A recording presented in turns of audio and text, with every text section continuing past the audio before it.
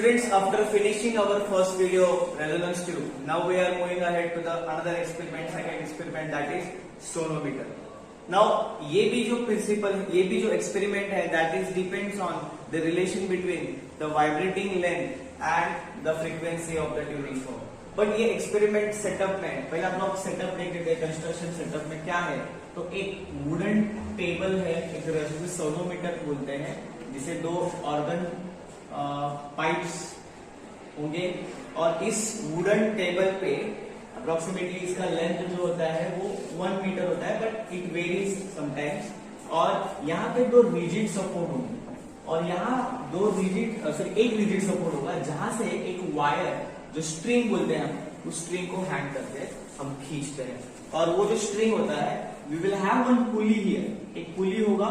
जब मैं आपको प्रैक्टिकल परफॉर्म करके दिखाऊंगा तो मैं आपको सेटअप में तो दिखा नहीं वाला हूँ, तो फिलहाल डायग्राम में आप ऐसा देख सकते हो। अगर आपके पास तो मैनुअल भी है, डायग्राम में देख सकते हो।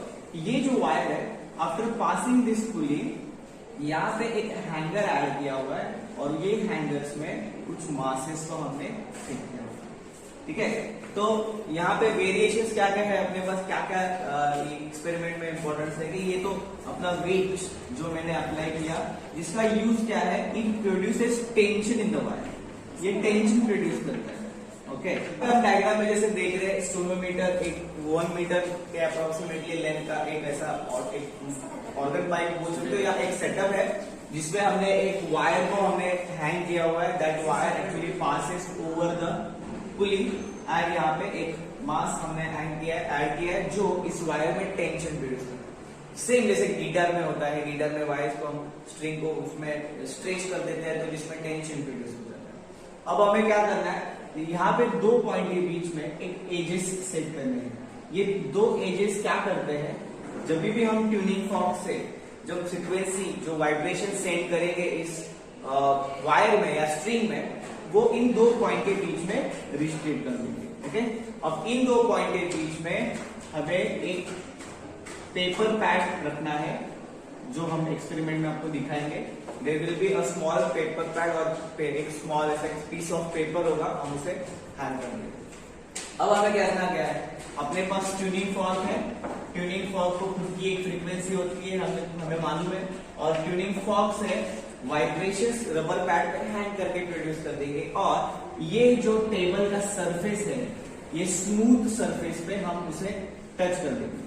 हमें बस उसे हैंग करके ऐसे नीचे रखना है। तो जब हम उसे ऐसा रखते हैं तो यहाँ पे जो वाइब्रेशन सेंड होते हैं, तो ये फ्रीक्वेंसीज होते हैं जो वाइब्रेशंस के, ये दो पॉइंट के बीच में इन बोथ डायरेक्शंस में फ्लो होगा। तो मान लो ये जो हम रिजिड सपोर्ट देख रहे हैं और यहाँ पे ये वायर है, तो frequency will be sent wire this. Okay, और दोनों पॉइंट जो है फिक्स्ड है, इसलिए जब फ्रीक्वेंसी स्ट्राइक करेगी तो इट गेट रिफ्लेक्टेड, और ये स्टेशनरी वेव और standing waves between these two point, ये दो पॉइंट के बीच का रिस्ट्रिक्ट है। जब हम रेजोनेंस कर रहे थे तब क्या हो रहा था, रेजोनेंस ट्यूब में ऐसा एक सरफेस था, एक साउंड वेव स्ट्राइक करते थे और रिफ्लेक्ट होता था, मतलब यहाँ पे एक एंटी नोड और यहाँ पे नोड प्रोड्यूस हो रहा था। बट यहाँ पे वैसे नहीं है, जब फ्रीक्वेंसी इस डायरेक्शन में जाएगी तो स्ट्राइक होकर रिटर्न यहाँ पे आएगी, लेकिन वो दो पॉइंट के बीच में जो है वाइब्रेशंस घूमते रहेंगे, तो इसलिए इनको बोलते हैं स्टेशनरी वेव्स। ओके, स्टेशनरी का मतलब ये है कि वो एक जगह पे रुके, ऐसा नहीं, लेकिन इन दो पॉइंट के बीच में रिस्ट्रिक्ट हो गया उनका मोशन। अब ये भी तो नोड है और ये भी तो नोड है, तो यहाँ पे अपने पास जो लेंथ है, vibrating length is equal to lambda upon t। Okay, क्योंकि distance between node and node is lambda by 2, distance between antinode lambda by 2, but resonance में लैम्डा बाय 4 था, क्योंकि यहाँ पे एंटीनोड और यहाँ पे। तो अभी हमको करना क्या है, आप जब ट्यूनिंग फॉर्क को जैसे ही रबर पैड पे स्ट्रेच करते हो और स्ट्रोक करते हो और उसकी वाइब्रेशंस यहाँ पे जैसे ही रखोगे और ये पेपर पैड जो है, वो जो छोटा पीस ऑफ पेपर है वो नीचे गिर जाएगा। इसका मतलब क्या है, you have a maximum amplitude. एक अगर आप लेंथ चेंज कर दोगे, आइदर इंक्रीज कर दोगे या लेंथ को डिक्रीज कर दोगे, तो ये जो पीस ऑफ पेपर जो नीचे फॉल हो रहा है, it will not fall, paper should fall, paper piece should be fall. अब ये एक्सपेरिमेंट जब परफॉर्म करेंगे तब देख लेंगे। अब हमें करना क्या है, ऑब्जर्वेशन की टेबल के ऊपर ध्यान दें। ऑब्जर्वेशन टेबल में क्या क्या है, पहला कॉलम में तो ऐसा नंबर आपको लिखेंगे, रीडिंग नंबर फर्स्ट, पहले तो आपको क्या करना है, एक फ्रीक्वेंसी होगा, आप हमेशा क्या कीजिए, फ्रीक्वेंसी जो है मैक्सिमम से स्टार्ट करना, क्योंकि फ्रीक्वेंसी और ये वाइब्रेटिंग लेंथ का जो रिलेशन है V is inversely proportional to length. तो अगर frequency is inversely proportional to length, तो अगर आप फ्रीक्वेंसी को डिक्रीज करोगे वाइब्रेटिंग लेंथ इंक्रीज हो जाएगा। तो सबसे हाईएस्ट फ्रीक्वेंसी लोगे तो जो भी वाइब्रेटिंग लेंथ होगा वो मिनिमम होगा। फिर उसके बाद जैसे आप स्मॉल फ्रीक्वेंसीज के ट्यूनिंग फॉर्क सिलेक्ट करोगे तो वाइब्रेटिंग लेंथ जो है एक ही डायरेक्शन में बढ़ते जाएगा, तो it will not make any confusion. तो एक सीरियल ऑर्डर में सिलेक्ट करना है, हायर ऑर्डर से लेके लोअर ऑर्डर तक, ठीक है। फिर इसका जो भी वाइब्रेटिंग लेंथ मिलेगा we will note it down as L1।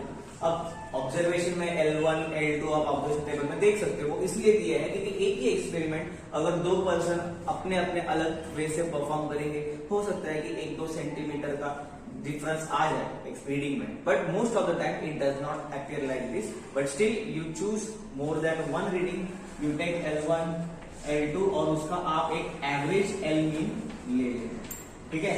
ऐसे कम से कम 3 से 4 रीडिंग आप सिलेक्ट करो, 3 से 4 रीडिंग को आप प्लॉट करो और see what is the relation that you get. और इसके बाद तो ऑब्वियसली ये ऐसे एक्सपेरिमेंट है जहाँ पे ग्राफ नीडेड है, तो फिजिक्स पे बहुत सारे एक्सपेरिमेंट ऐसे हैं जिनको ग्राफ मस्ट है।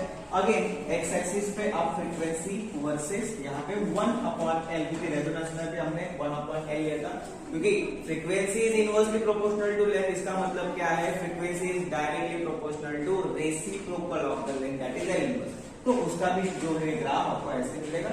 फिर आप राइट अवे आप इसको स्लोप फाइंड कर सकते हो। Once you get the slope का वैल्यू आपको मिलेगा 1/NL, ओके। और यहाँ पे भी तो हमें जो L मीन है, ओके, यहाँ पे भी तो इसका NL मिल रहा है, तो 3-4 रीडिंग के बाद आप मीन NL फाइंड कर सकते हो, ठीक है। और यहाँ पे भी तो स्लोप आ रहा है, तो 1/, स्लोप करोगे तो क्या मिलेगा, 1/, स्लोप विल बी NL, ठीक है। तो NL by graph and NL by observation, it should not be much more difference between these two values. 5 to 10% error acceptable है। अगर आप एक्सपेरिमेंट प्रॉपरली परफॉर्म करोगे तो आपको जो रीडिंग्स मिलेंगे दैट विल बी परफेक्ट। और वो जो सोनोमीटर का जो प्रिंसिपल है that is the frequency of the tuning fork is inversely proportional to the vibrating length, ये आपको मिल जाएगा, ओके।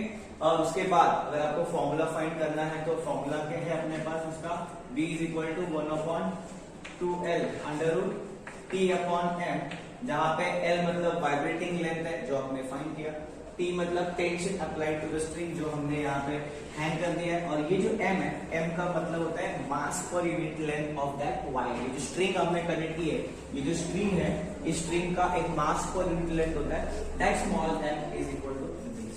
तो आप वैल्यूज पुट अप करोगे तो हमें velocity of stationary waves in the common point, okay. तो ये हो गया हमारा डेमोन्स्ट्रेशन, थ्योरेटिकली। अब हम लोग प्रैक्टिकली, तो जैसे हमने बैकबोर्ड पे डेमोन्स्ट्रेशन देखा था थ्योरेटिकली, अब वही एक्सपेरिमेंट को हम लोग यहाँ पे प्रैक्टिकली परफॉर्म कर रहे हैं। तो ये एक्सपेरिमेंट में आप देख सकते हैं कि इस टेबल को बोलते हैं सोनोमीटर।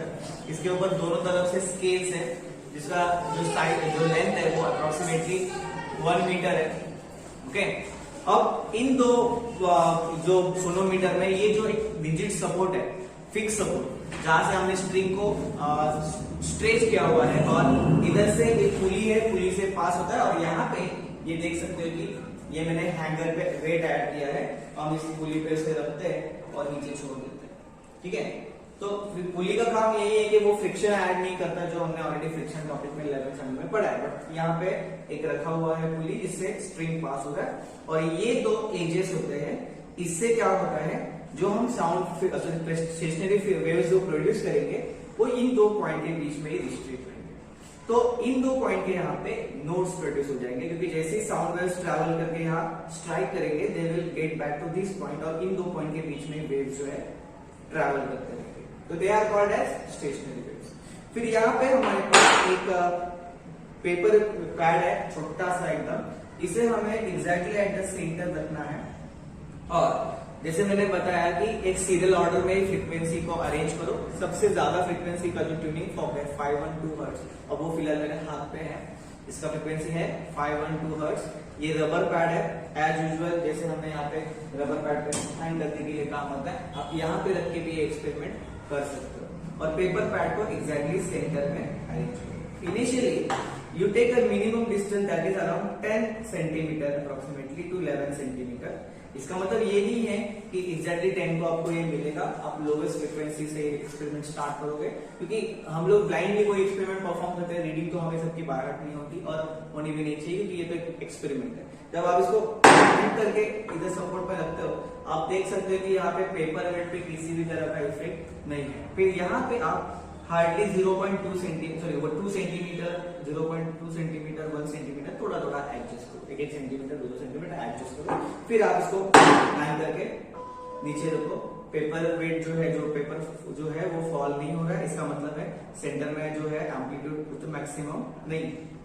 फिर आप थोड़ा थोड़ा सा उसे एडजस्ट करो, फिर आप इसको सेटअप करके नीचे रख सकते हो, कोई इफेक्ट नहीं है। फिर थोड़ा सा उसे एडजस्ट करना लेफ्ट साइड से भी और राइट साइड से भी, और कोशिश करना कि ये जो पेपर पैड जो है वो एग्जैक्टली सेंटर में, ठीक है। तो अगेन आई प्रोड्यूस, अब देख सकते हो कि ये पेपर जो है कितने एम्पलीट्यूड से वो हिल रहा है, देख सकते हो। देखो सी, इसका मतलब क्या है, नाउ हम वो पॉइंट के क्लोज आए हैं जहां पे आपको मैक्सिमम एम्पलीट्यूड सेंटर में मिलेगा। और हार्डली थोड़ा सा एडजस्ट करके देखो,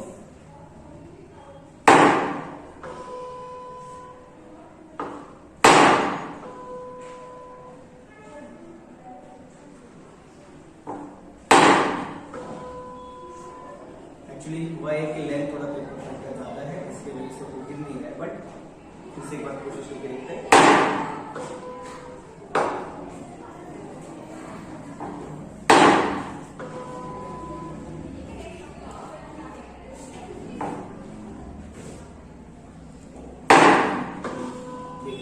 अब ये पेपर जो है फॉलोइंग डाउन, इसका मतलब क्या है कि सेंटर में सबसे ज्यादा फ्रीक्वेंसी था।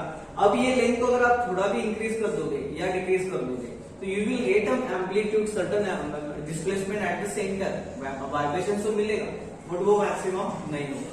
तो ये जो वाइब्रेटिंग लेंथ है, जहां पे आप इधर से अगर देखोगे तो 18 सेंटीमीटर और 31 सेंटीमीटर, इसका मतलब इन दोनों के बीच में जो डिस्टेंस है वो है 13 सेंटीमीटर, 13 सेंटीमीटर।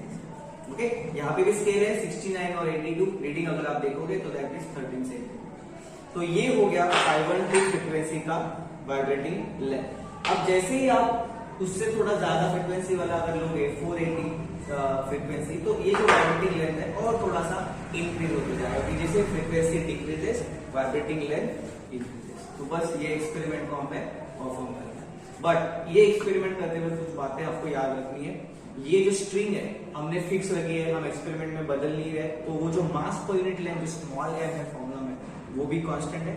साथ में ये जो हैंगर में जो मैंने मास ऐड किया हुआ है, ये जो टेंशन प्रोड्यूस करता है स्ट्रिंग में, ये स्ट्रिंग में टेंशन भी कांस्टेंट है। So when the string or tension produced in the string and mass per unit length of the material remains constant, the frequency of the tuning fork is inversely proportional to its vibrating length. और इसे हम graph पे plot करके slope find करोगे। एक बार ये experiment reading से perform करना है, एक बार ग्राफ से। तो ये हो गया आज का हमारा सेकेंड एक्सपेरिमेंट। ओके, अब इसी एक्सपेरिमेंट में आपको मैं सोनोमीटर तीसरा, मतलब जो सोनोमीटर जो दो है सेकेंड, वो भी एक्सपेरिमेंट इसी में कवर करते हैं, क्योंकि कोई ज्यादा डिफरेंस है नहीं। सिर्फ होता ये है कि जब आप सेकेंड एक्सपेरिमेंट परफॉर्म करते हो सोनोमीटर नंबर 2, तो उसमें ये होता है कि आप सिर्फ कोई एक ही फ्रीक्वेंसी का ट्यूनिंग फॉर्क सिलेक्ट करते हो, you don't want any other frequencies. But यहाँ पे ये होगा कि जो आपने मास हैंगर में ऐड किया होगा, ये जो मास आपने हैंगर में ऐड किया होगा, इसे हम चेंज करते रहते हैं, या तो डिक्रीज करते जाओ या तो इंक्रीज करते जाओ। अब फिलहाल अगर आप देखोगे तो इस हैंगर में हमने 3, 4, 5, 6 3000 ग्राम वेट, 3000 ग्राम वेट का ऑलरेडी मैंने वेट ऐड कर दिया।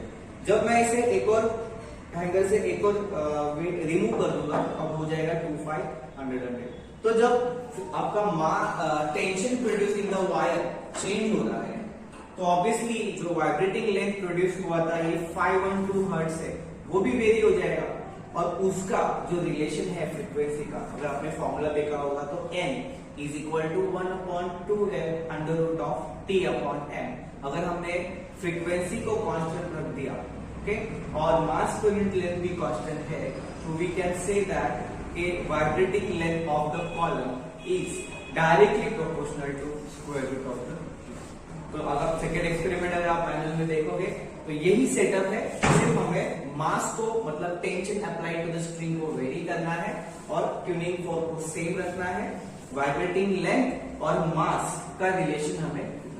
तो that is our sonometer experiment number 3, मतलब एक्सपेरिमेंट नंबर 2 और आपके लिस्ट में 3rd नंबर का experiment. So I conclude that in this